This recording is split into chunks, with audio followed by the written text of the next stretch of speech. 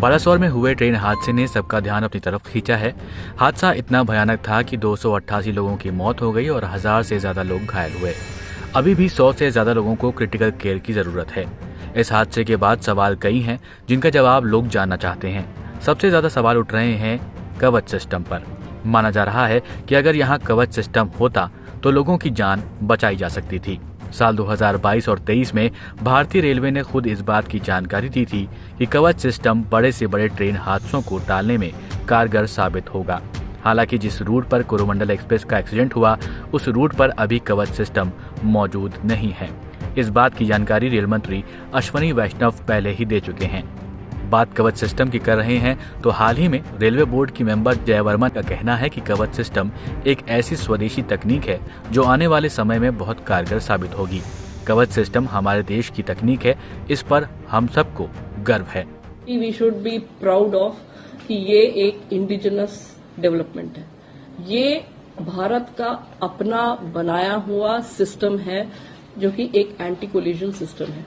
We are very, very proud of this and we hope that tomorrow we will be able to export it to the rest of the world. पहली चीज। दूसरी चीज, चूंकि ये एक indigenous system है और ये सेफ्टी रिलेटेड है और ये ट्रेन्स की सेफ्टी जिसमें कि लोग आते जाते हैं, माल आता जाता है, इसलिए इसकी टेस्टिंग बहुत रिगरस होती है। इसमें हमने हर तरह की टेस्टिंग करी है और जब हम लोग इससे सेटिस्फाई हो गए कि ये बिल्कुल ठीक है और खरा है और ये सेफ है, इसमें इस लेवल की टेस्टिंग की गई कि मंत्री जी खुद उसमें ट्रेन में चले और दूसरे डायरेक्शन से एक और ट्रेन लाई गई और ये चला के देखा गया कि फुल स्पीड पे भी गाड़ी पे ब्रेक लगता है।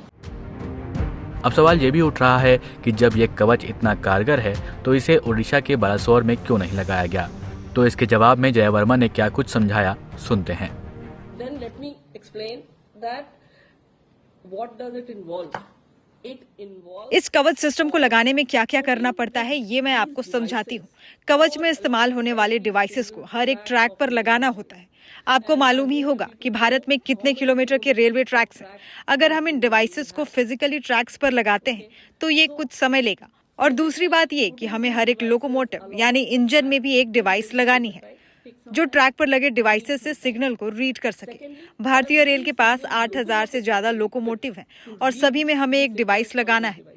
अब इन सब कामों को पूरा करने में पैसा भी लगना है। इस काम को प्रायोरिटी पर करना है। भारतीय रेल द्वारा इसके लिए पैसा सैंक्शन भी किया गया है। इसमें सबसे पहले प्रायोरिटी हाई स्पीड सेक्शन को आइडेंटिफाई कर काम किया जा रहा है और उसके लिए 13,000 करोड़ से ज्यादा रुपए सैंक्शन किए गए।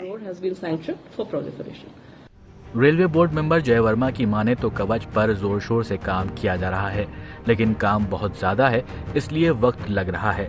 हर एक ट्रैक पर इस सिस्टम को पहुंचाने में अभी वक्त लगेगा और शायद यही वजह है कि अभी ओडिशा के बालासोर में इस घटना को नहीं रोका जा सका।